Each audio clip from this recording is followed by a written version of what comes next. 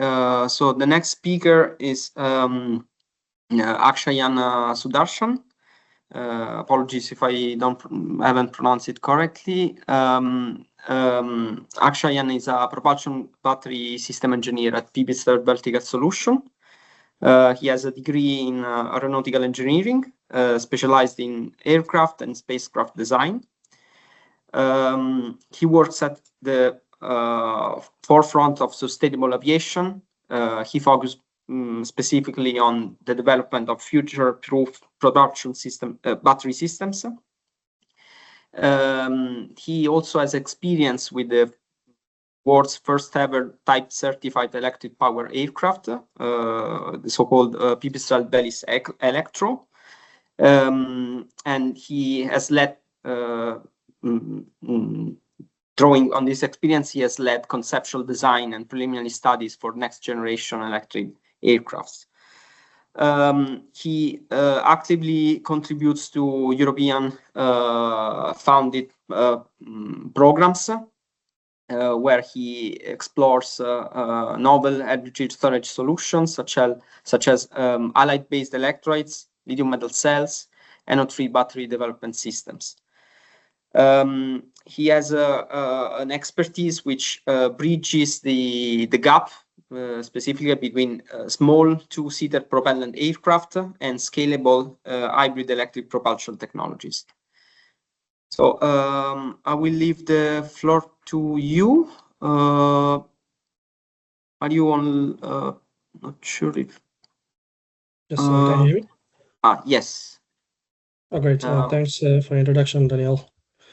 So let me check if the screen sharing is working as intended. Yes, now I can see you.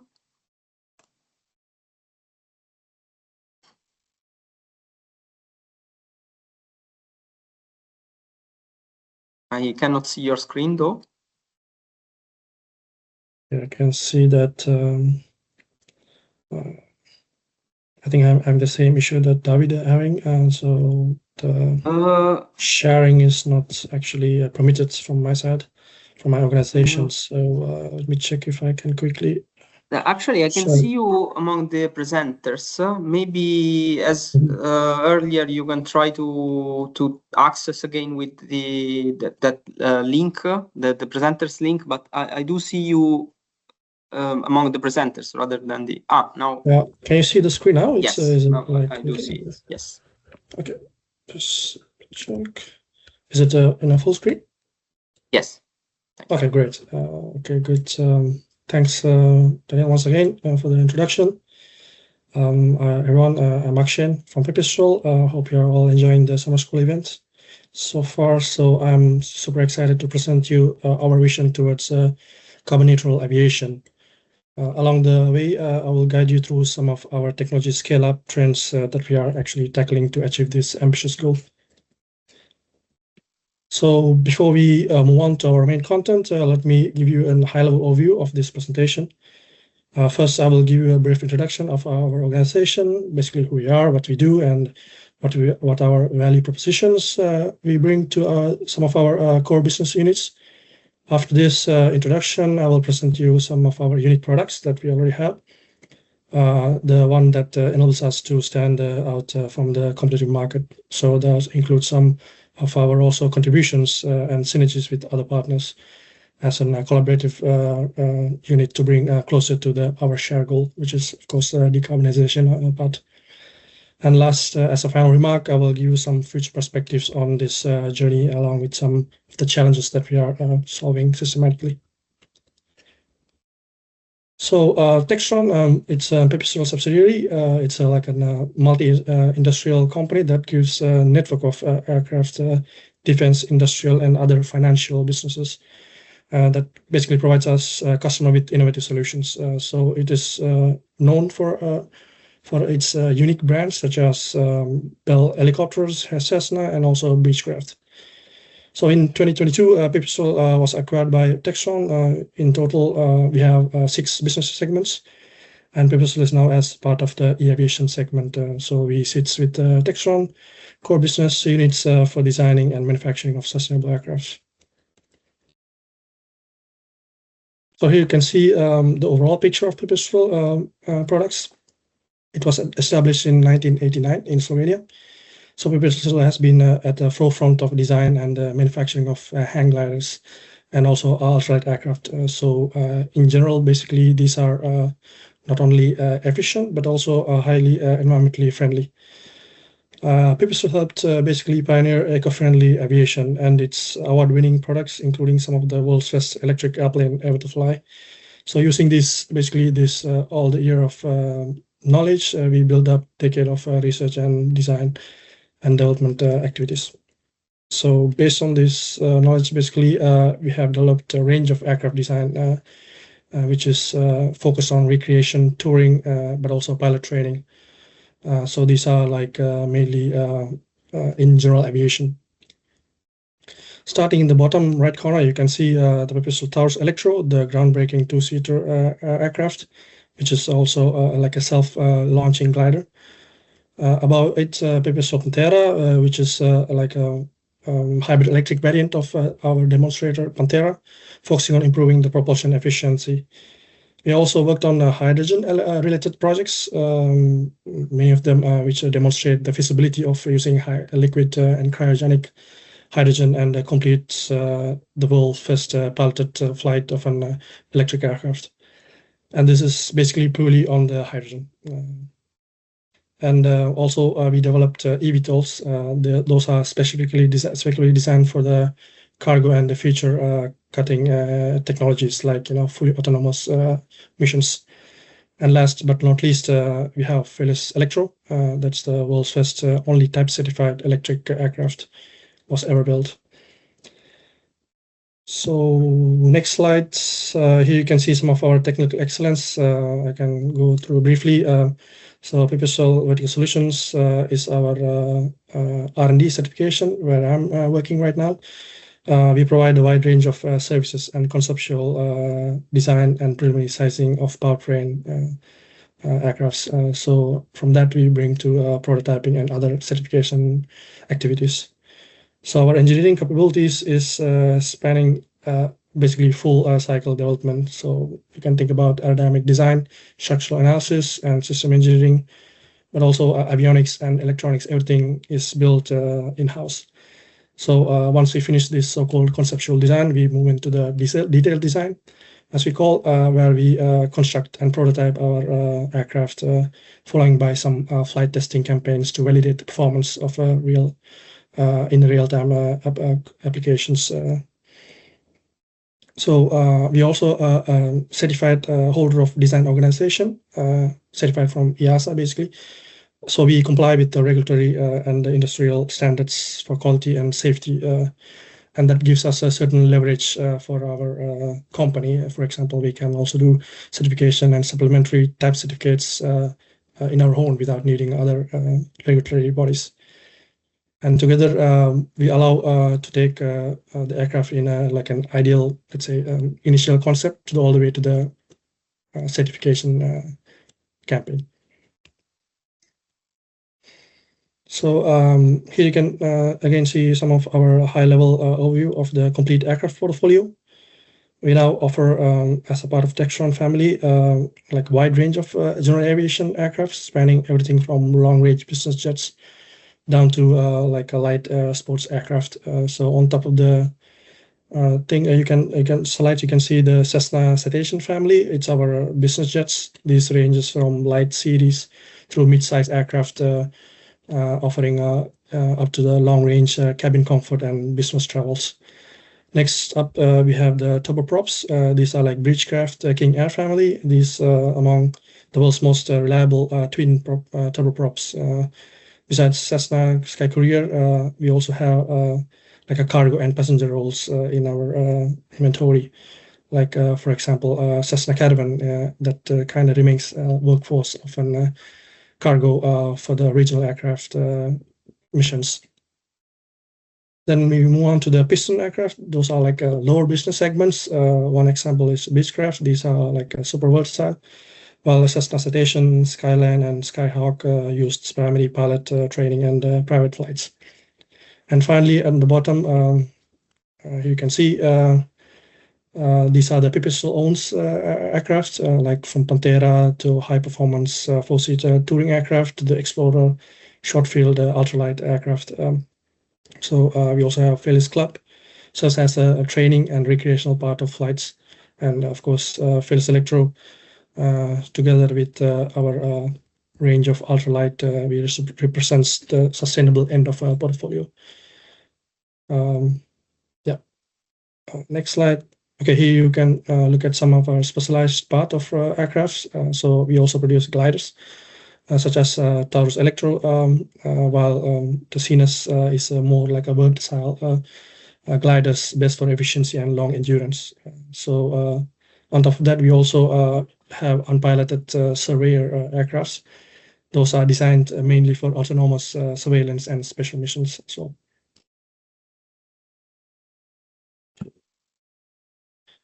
okay, this is more like before I go into our let's say contributions, you can see how we used to scale the technology readiness level. This is also known as TRL.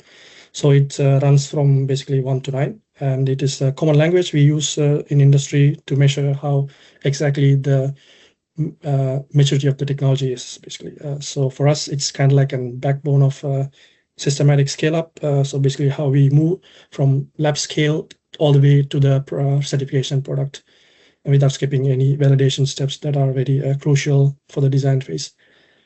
You can think of it as like 3 steps. The first step is more like a research phase. So it goes from 1 to 3.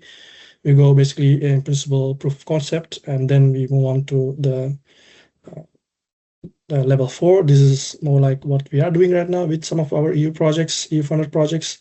These are called development phase. We validate our test labs and build like a working prototype to see how it behaves in a real life. In the mid zone, it is also often called like an let's say a valley of death, because we are living in certain uncertainties.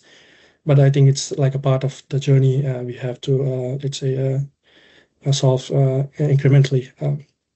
So these are the disciplines that we are like working on at the mid level. Once we finish our let's say deployment.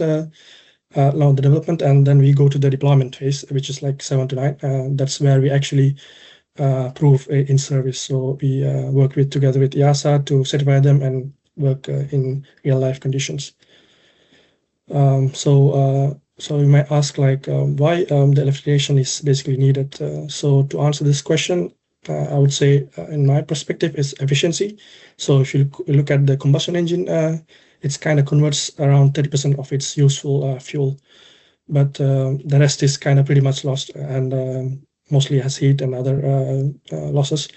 But for example, an electric motor and the batteries converts around 90% of its useful energy, or sometimes even more if you fly operate at a certain condition. So these are the not really like a marginal improvements, are like so we have to make sure that it has some value proposition.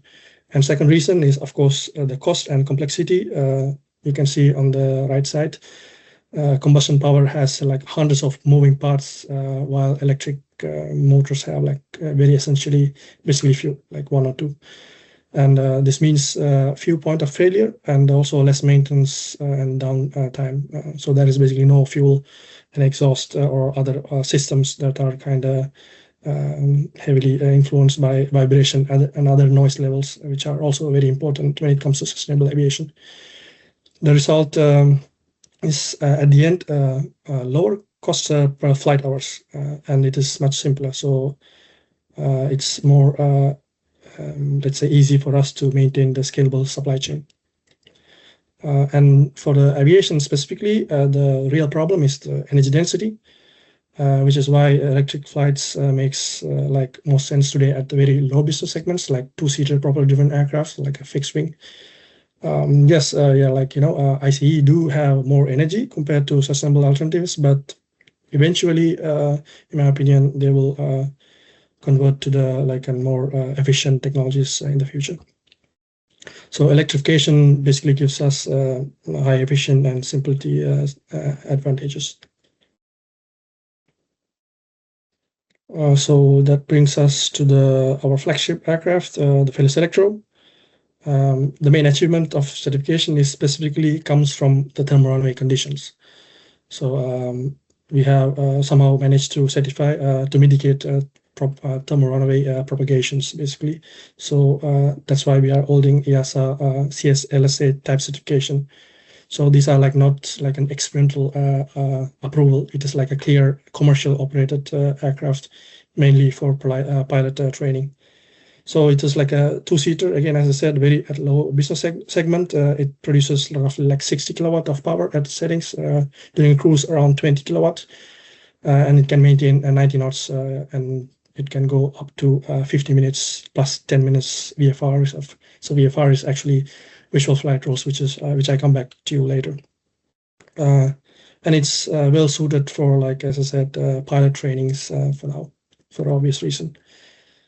And the key attributes is really that sets apart is it's remarkably quiet, and the noise levels are like way below. It's like below 60 decibels, and it runs on a redundant 400-volt battery system. These are built like in-house as well, so you can also charge them quite fast. I would say like 1 hour, depending on the outside environmental conditions, and that is like very low like maintenance and operating costs compared to other, let's say, ICE engine aircrafts. And this is our Pantera. These are like more like a high-performance four-seater aircraft. These are designed for very different missions. So Pantera is basically built for high speed and high range applications. It carries, quite a lot of mass. It cruises around 200 knots, and it offers almost 500 kilograms of maximum takeoff weight, and it's making like a true cross-country traveler, and it's powered by also like a regular ICE engine, just for the specifications needed by our customers. So it's on our EASA CS23 certification category, and it's we also try to produce like a hybrid version of it, which is really under development, that can carry like a propulsive powertrain for the much larger and faster platform. The most excited part of our program is the NUFA V300.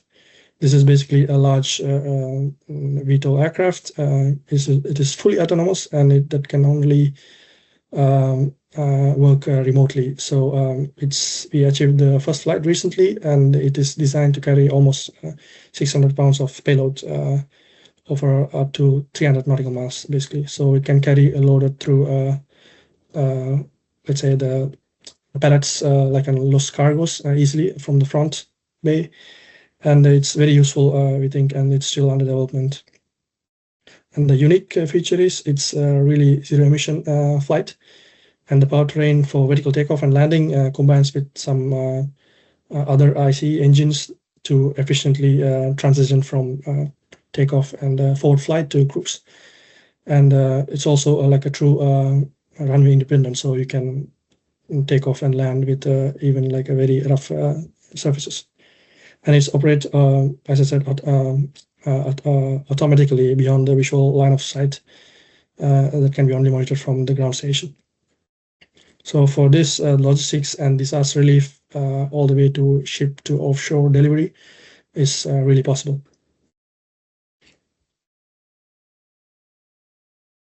So here is kind of like a timeline on how we basically came to this innovation.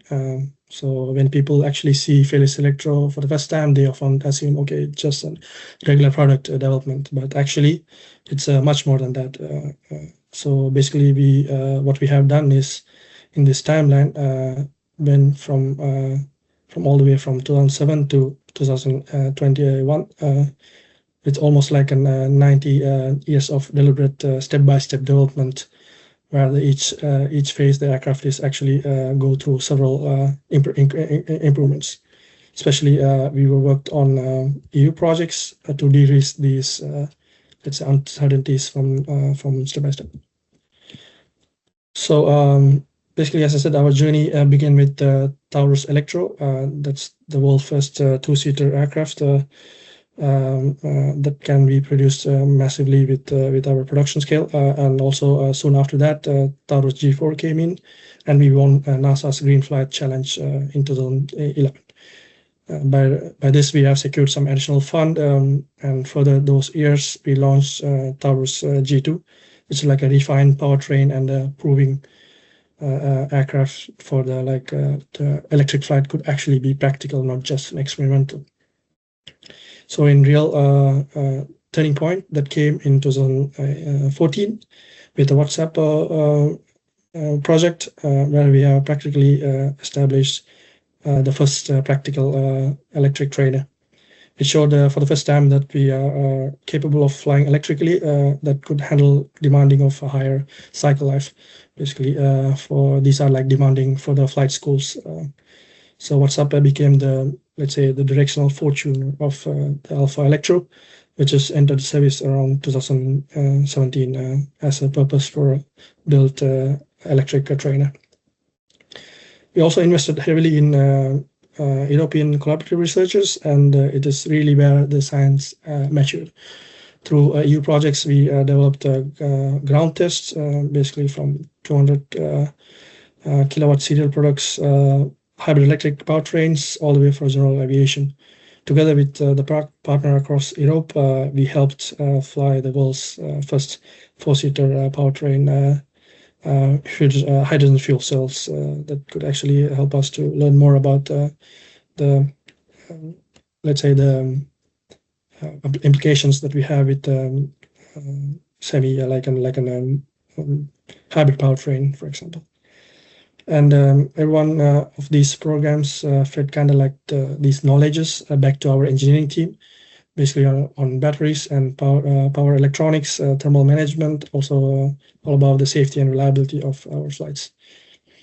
All these experiments and experience kind of converged in 2020 with our first E811 electric engine, which is like the first engine to become the world's first aircraft engine to receive type certificate. Then once that was achieved, and basically within a few weeks we achieved the world's first electric type certified aircraft with Felix Electro.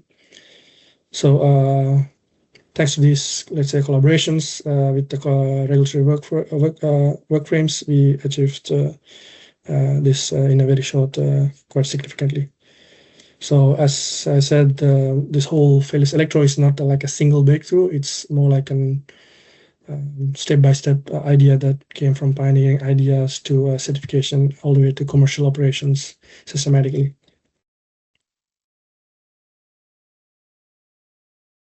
So next, the project that we are working right now with Solve, and we are kind of like to tackle what is arguably the single biggest challenge that we have in flight is the energy density and power density along with other battery parameters. So the primary objective was to solve the critical challenges with the cells that we're having in Gen 4B solid-state batteries. So specifically focus on high-capacity cells, lithium metal, and anode-free design to improve the further mobility applications. So we also aim to enable safe and sustainable flight with high-performance, cost-effective batteries.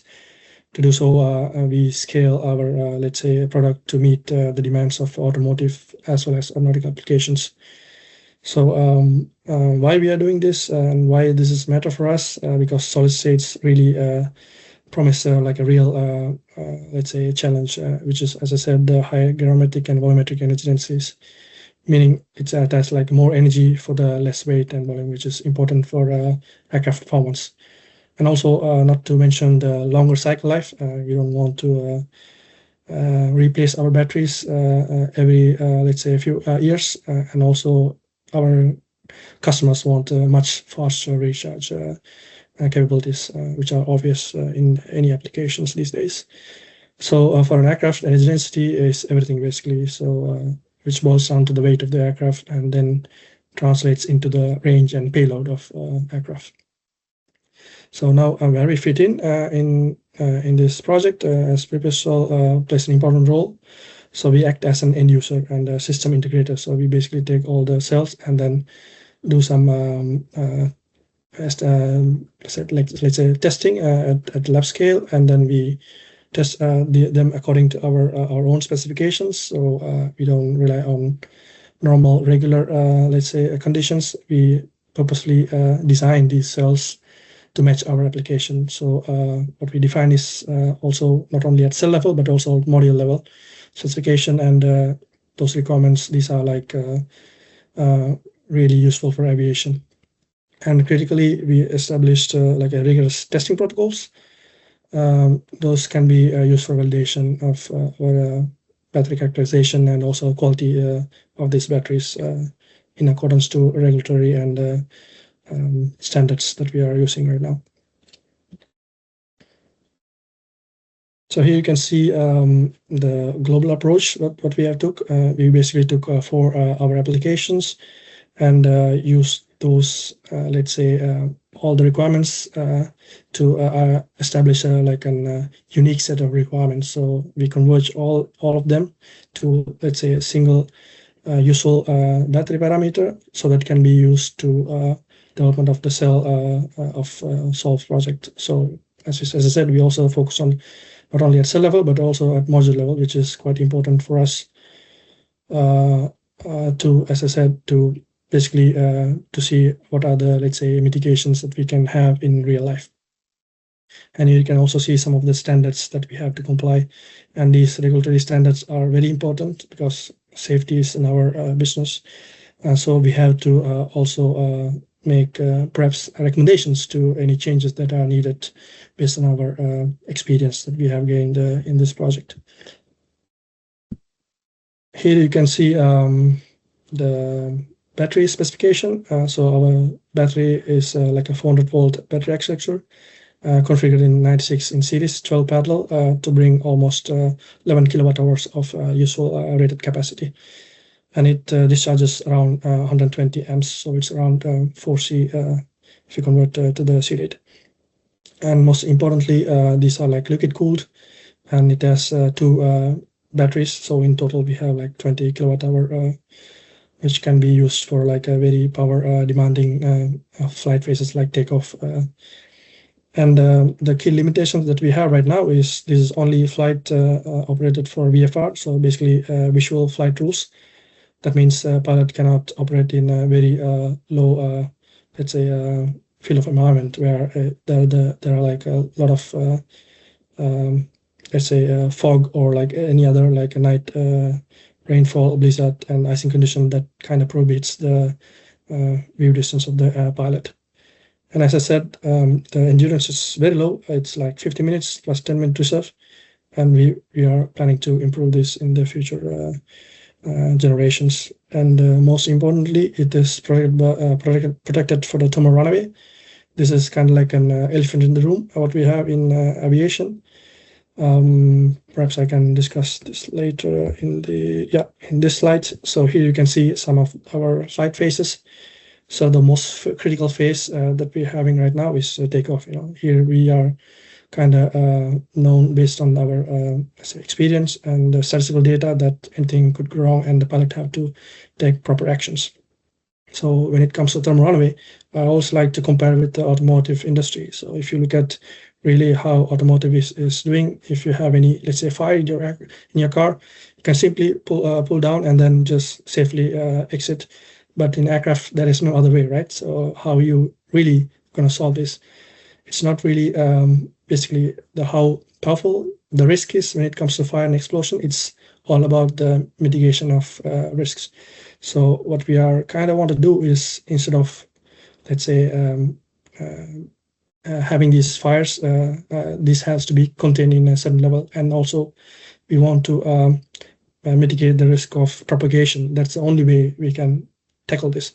So basically, let's say if the pilot goes in a typical A2A flight where he kind of takes off and land at the same airfield, so he basically know where to land, and he can quickly assess what the problem is. So for example, if there's any thermal runaway, he can quickly do certain checks like following the POH, which is like a pilot operating handbook, and then he can safely land using, let's say, the excess flight time that he's having. So instead of, let's say, mitigate for the external explosions, we mitigate for the propagation. That's very important. And for A to B flights, these are kind of tricky because according to the rules, we have to have 30 minutes of reserve instead of 10. But that's also obvious, right? Because pilots, they don't know where to land in this case. So he needs more time to think and react accordingly. That's an human capability, right? So that's why we have this strict of let's say, reduced endurance when it comes to A to B flight. And these are like typically taking off, landing, and at the different aircraft. Sorry. So in terms of future improvements, we already have very low, let's say, endurance. So this is something we would like to improve by incorporating much higher gravimetric energy density cells. But also when it comes to like other business segments, like upper business segment, like eVTOLs and regional aircraft, we want to also think about the power density. And obviously, fast charging and long lifetimes are like very much needed. That's because of our customer requirements. And again, next we can move on to the upper business segment. These are like the Pantera level aircrafts. These aircrafts have much more maximum takeoff weight, so the energy demanding are also quite higher. And again, as I said, these are specifically made for A to B flight for high speed and long endurance. That means we also need more energy as well as more power. So we have to kind of find a trade-off when it comes to selecting certain cells. And these are more obvious for the much higher cargo aircrafts. Again, this is like a 800-volt system, so there are like certain degrees of efficiency that we can gain from discharging certain lower C rates. But again, due to this high power demands, we have to make sure those are like optimized for not only at higher energy density, but also power density. And obviously, upper business segments, which when it comes to, let's say, reasonably short term, is the 90-seater regional aircraft. So those are like a commuter aircraft that can go from, for example, Slovenia to Munich. These are like a very low range, like 500 kilometers, but these are like very much feasible. But again, the problem we are facing right now is how we get the power, right? So these aircraft has to be turned around at a very short time, usually 20 to 30 minutes. So that means all the energy has to be, let's say, charged in a very small period. So that means a high C rate that also translates to much higher power. So also when it comes to that, we have to think in out of the scope of the, let's say, applications. So here I can show you about some of the final thoughts, which kind of boils down to my let's say narration of how we can want to develop this step by step to show where all these, let's say, going. So we begin at like a light end aviation, like basically like a two-seater trainer, Ferris Electro. So the real ambition was to carry this technology up to upper business segment from all the way to 19 to 72 regional aircraft categories. And ultimately, hopefully, for long-haul missions. And to bridge this gap, so we have to make sure that we collaborate with other partners to bring useful research. So let me give you like 5 projects that we are currently working right now. So the first, the aircraft itself. Throughout our projects, we worked on Unify 19, where we designed like conceptually a 90-seater hybrid electric commuter aircraft with a zero emission, so that kind of bridges the clean flight to regional routes. Second is the propulsion. In like, for example, Project Newborn, we have developed a ground test unit to demonstrate the megawatt class of hydrogen slash battery powered propulsion units. These scales beyond even like a 3 megawatt when it comes to like a 72 seater aircrafts. So So these are like a clean energy approach that we can bring to power the large scale of aircraft. And third is the energy storage. This is the most hardest part, I would say. When it comes to electric flight, through projects like Helena and Solve, we are quite working close together with partners to bring the next generation of solid-state batteries, which, as I said, has some improvements and to bring the energy density and the range of the aircraft. And again, this is something very unique in Mati's project. We have worked on creating smart structural batteries where we can use also the batteries as a structural element, so it can have a multiple functionalities. And finally, the whole ecosystem, right? So again, you have seen talking people about this egg and the chicken scenario. So who comes first? Do we really need to wait for all the infrastructure to, let's say, develop, or we go from our own side? So we, in this case, came from the top, let's say, the bottom level to top level to do some recommendations to the regulatory bodies, where we built zero emission and zero waste green airports to improve certain elements of infrastructure like charging at a high sea rate. And so these, so that the overall DNA from two-seater trainer and this kind of scales up to the commuter and regional and eventually for a commercial long-range aircraft. And as a Textron, we are having this greater portfolio to reduce the carbon formation and other things in aviation. So this is our basically the vision in global scale. So yeah, thanks for considering and listening to this presentation. And I highly consider to take a look at our project at solveproject.eu. You can reach out to me if you have any questions related to these topics, and I'll be happy to answer you. So thank you very much for listening, and I look forward to your questions.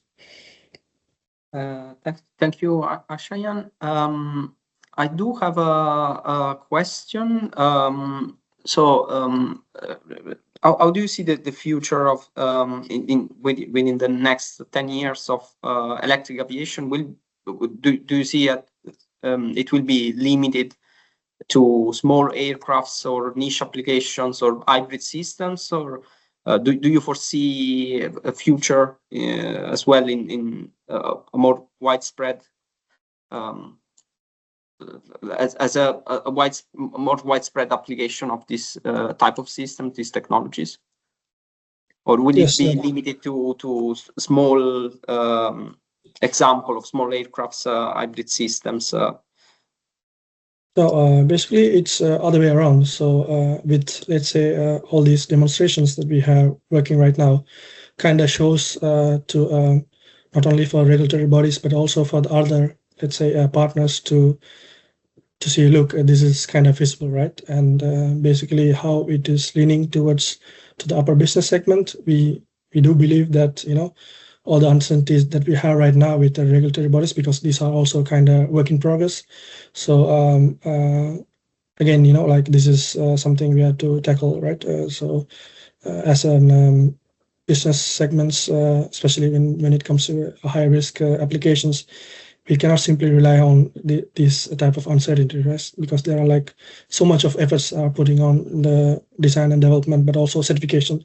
So when it comes to these naive requirements that we don't know, like in 10 years going to happen or not, we cannot simply put our risk. So that's why we are doing this type of de-risks, and hopefully that in business segments, like for example this regional aircraft category, that everyone kind of thinks, okay, this is really feasible, and we are really working towards to that. When it comes to short term, let's say when it comes to long term, in my opinion, it's really feasible, and we are seeing a lot of progress in battery development, but also other let's say design aspects. So it's not only like okay, then for now we have like almost like 400 watt-hours per kilogram, and in 10 years we might have maybe like 800s, where we kind of focusing for these regional aircraft categories. But we also need to make sure that other let's say research are like progressing when it comes to innovation. So those are like another thing that we have to consider. So we are as an OEM working closely to bring these, let's say, parameters to efficient way to bring closer to the reality. Thank you, Akshayan. Perhaps we can continue this interesting discussion later in the last Yes. session.